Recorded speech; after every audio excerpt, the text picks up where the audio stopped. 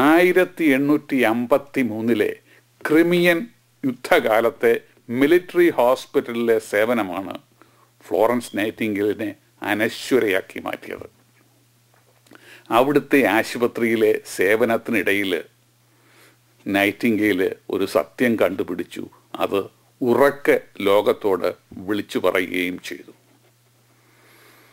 അധികം രോഗികളും ആശുപത്രികളിൽ മരിക്കുന്നത് രോഗം കൊണ്ടോ മുറിവ് കൊണ്ടോ അല്ല, മറിച്ച് ആശുപത്രിയിലെ ശുചിത്വക്കുറവ്, ഓവർ ക്രൗഡിങ്, മലിന വസ്തുക്കളും വിസർജ്യങ്ങളും സംസ്കരിക്കുന്നതിലും സ്യൂവേജ് ഡിസ്പോസ് ചെയ്യുന്നതിലുമുള്ള അപാകത, ആശുപത്രി ഉപകരണങ്ങൾ വേണ്ട വിധം ശുദ്ധീകരിക്കാതിരിക്കുക, രോഗിക്ക് ലഭിക്കുന്ന ഫ്ലൂയിഡ്സിൻ്റെയും സമീകൃത ആഹാരത്തിൻ്റെയും കുറവ്, ഇതെല്ലാമാണ് മരണത്തിന് മൂലകാരണമെന്ന് അവർ പറഞ്ഞു. ഇവയിലെല്ലാം ശ്രദ്ധ ചെലുത്തിയപ്പോൾ അവരുടെ ആശുപത്രിയിലെ മരണനിരക്ക് 42% നിന്ന് 2.5% കുറയ്ക്കുവാൻ അവർക്ക് സാധിച്ചു.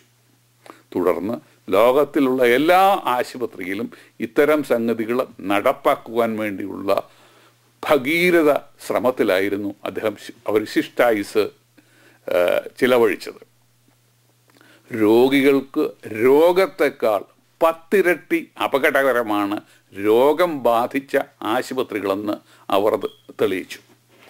19-ാം നൂറ്റാണ്ടിലെ മെഡിക്കൽ പ്രാക്ടീസിൻ്റെ അടിസ്ഥാനത്തെ തന്നെ അവർ കീഴ്മേൽ മറിച്ചു.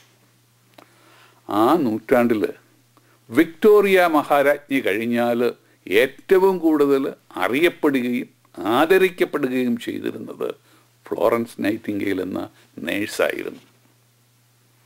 ഇതെല്ലാം ഞാൻ ഇപ്പോൾ ഓർക്കുവാൻ എന്നെ പ്രേരിപ്പിച്ചത് 2 സംഭവങ്ങളാണ്. കുറച്ചു നാൾ മുമ്പ് എൻ്റെ ഒരു അടുത്ത ബന്ധു ക്യാൻസർ ചികിത്സയ്ക്കായി കേരളത്തിലെ വളരെ പ്രസിദ്ധമായ ഒരു ആശുപത്രിയിലെത്തി. അവിടെ ലഭിച്ച ചികിത്സകൾ ചിക്കാഗോയിൽ എന്നല്ല, ലോകത്തിലെ മറ്റേത് കേന്ദ്രത്തിലും വലിയ കേന്ദ്രത്തിലും ലഭിക്കുന്ന ചികിത്സയ്ക്ക് തുല്യമായിരുന്നു. സമർത്ഥരായ ഭിഷഗ്വരന്മാരുടെ മേൽനോട്ടത്തിൽ രോഗം വളരെ വേഗം നിയന്ത്രിതമാകുകയും രോഗി സുഖം പ്രാപിച്ച് വീട്ടിലേക്ക് തിരികെ പോരുകയും ചെയ്തു. എന്നാൽ ആശുപത്രിയിൽ നിന്ന് തിരികെ പോന്ന അവസരത്തിൽ ഹെപ്പറ്റൈറ്റിസ് എന്ന സാംക്രമിക രോഗം കൂടി ആശുപത്രിയിൽ നിന്ന് കൂടെ കൊണ്ടുപോയി എന്ന് 3 മാസങ്ങൾക്കുള്ളിൽ വെളിവായി. ഒരു രോഗിയുടെ രക്തത്തിൽ നിന്നോ മറ്റ് ബോഡി ഫ്ലൂയിഡ്സിൽ നിന്നോ പുറത്തേക്ക് വരുന്ന രോഗാണുക്കൾ വേണ്ട വിധം ആൻറ്റിസെപ്റ്റിക് പ്രിക്കോഷൻസ് എടുക്കാത്ത ആശുപത്രി ഉപകരണങ്ങളിൽ കൂടിയോ സിറിഞ്ചസിലോ മറ്റുള്ളതിൽ കൂടിയോ ആണ് വേറൊരു രോഗിയിലേക്ക് പകരുന്നത്. നേരത്തെ ഹെപ്പറ്റൈറ്റിസ് ഉണ്ടെന്ന് കണ്ടുപിടിക്കുവാൻ സാധിച്ചതിനാൽ എൻ്റെ ബന്ധുവിന് ഫലപ്രദമായ ചികിത്സ നൽകുവാനും സാധിച്ചു. മറ്റൊരനുഭവം 30 വർഷത്തോളം അമേരിക്കയിൽ ജോലി ചെയ്തിരുന്ന എൻ്റെ ഒരു സ്നേഹിതന് റിട്ടയർ ചെയ്തു. നിർഭാഗ്യവശാൽ താമസിയാതെ അദ്ദേഹത്തിൻ്റെ ഭാര്യയ്ക്ക് ക്രോണിക് കിഡ്നി ഫെയിലിയർ ഉണ്ടായി. തുടർച്ചയായി കിഡ്നി ഡയാലിസിസ് ആവശ്യമായി വന്നു. നാട്ടിൽ പോയാൽ ഭാര്യയെ സഹായിക്കാൻ പരിചരിക്കാൻ ധാരാളം ആളുകൾ ഉണ്ടാകുമല്ലോ എന്ന് കരുതി അദ്ദേഹം നാട്ടിലേക്ക് തിരിച്ചു. മാത്രവുമല്ല, അമേരിക്കയിൽ ഒരു സീനിയർ സിറ്റിസണ് ലഭിക്കുന്ന സോഷ്യൽ സെക്യൂരിറ്റി ബെനിഫിറ്റ് പെൻഷന് ഗവൺമെൻറ്റിൽ നിന്ന് ലഭിക്കുന്ന തുക രൂപയായി കണക്കാക്കിയാൽ ഏകദേശം പ്രതിമാസം 70,000 രൂപ വരുമല്ലോ.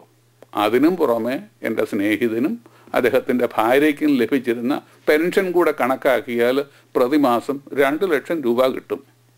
അമേരിക്കയിൽ ഈ 2 ലക്ഷം രൂപ കൊണ്ട് പ്രഭുവായിട്ട് ജീവിക്കാൻ സാധിച്ചില്ലേ തന്നെയും ഈ 2 ലക്ഷം പ്രതിമാസം രൂപ കൊണ്ട് കേരളത്തിൽ പ്രഭുവായി തന്നെ ജീവിക്കാമെന്ന ഒരു ചിന്തയും അദ്ദേഹത്തിൻ്റെ മനസ്സിലുണ്ടായിരുന്നു. അതെന്നോട് പങ്കിടുകയും ചെയ്തു. നാട്ടിൽ പോയി ഒരു ഫ്ലാറ്റ് വാങ്ങിച്ചു, കാറ് വാങ്ങിച്ചു, സഹായത്തിന് ആളുകളെയെല്ലാം നിയമിച്ചു. കേരളത്തിലെ പ്രശസ്തനായ ഒരു നെഫ്രോളജിസ്റ്റിൻ്റെ മേൽനോട്ടത്തിൽ ഒരു നല്ല ആശുപത്രിയിൽ ഭാര്യയ്ക്ക് കിഡ്നി ഡയാലിസിസും തുടർന്നു. എന്നാൽ 1 വർഷത്തിനകം അദ്ദേഹത്തിന് ഭാര്യയെ നഷ്ടപ്പെട്ടത് കിഡ്നി ഫെയിലിയർ മൂലമല്ലായിരുന്നു, ഡയാലിസിസ് വേളയിൽ ലഭിച്ച ഇൻഫെക്ഷൻ മൂലമായിരുന്നു. വേണ്ട ആൻറ്റിസെപ്റ്റിക് പ്രിക്കോഷൻ്റെ അഭാവത്തിൽ ഇത്തരം മാരകമായ ഇൻഫെക്ഷൻസ് ആശുപത്രികളിൽ സാധാരണമാണെന്ന് കേരളത്തിലെ എൻ്റെ സ്നേഹിതന്മാരായ ഡോക്ടർമാർ പറയുന്നു. കേരളത്തിൽ ഞാൻ പഠിച്ചിട്ടുള്ള, പരിശീലിച്ചിട്ടുള്ള, പഠിപ്പിച്ചിട്ടുള്ള മെഡിക്കൽ കോളേജ് ആശുപത്രികളിൽ ഇന്ന് കയറി ഇറങ്ങുമ്പോൾ അവിടെ കാൽനൂറ്റാണ്ടുകൾക്ക് മുമ്പ് പ്രവർത്തിച്ചിരുന്ന 3 പേരെപ്പറ്റിയുള്ള സ്മരണകൾ, ഓർമ്മകൾ എന്തുകൊണ്ടോ എൻ്റെ സ്മരണാമണ്ഡലത്തിൽ ഓടിയെത്താറുണ്ട്. ഒരാൾ തിരുവനന്തപുരം മെഡിക്കൽ കോളേജിലെ പ്രിൻസിപ്പലായിരുന്ന ഡോക്ടർ തങ്കവേലു സാറായിരുന്നു. അദ്ദേഹം റിട്ടയർ ചെയ്ത ശേഷവും യൂണിവേഴ്സിറ്റി ഓഫ് ചിക്കാഗോയിൽ ജോലി ചെയ്തിരുന്ന അദ്ദേഹത്തിൻ്റെ മകളെ കാണുവാനായിട്ട് ഇവിടെ വരുമ്പോഴും ചികിത്സയ്ക്കായി ഇവിടെ വരുമ്പോഴും പലപ്പോഴും അദ്ദേഹത്തെ ഞാൻ കാണാറുണ്ടായിരുന്നു.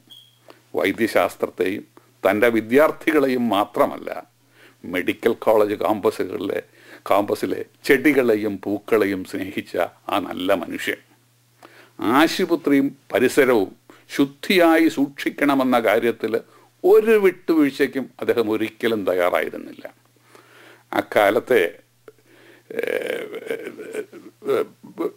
അക്കാലത്തിനൊക്കെ വ്യത്യസ്തമായിട്ട് ബൈപ്പാസ് സർജറികളും മറ്റ് ട്രാൻസ്പ്ലാന്റേഷൻസും വളരെ സങ്കീർണങ്ങളുമായ ശസ്ത്രക്രിയകളും ആ ആശുപത്രികൾ ഇന്ന് നടക്കുന്നുണ്ട്.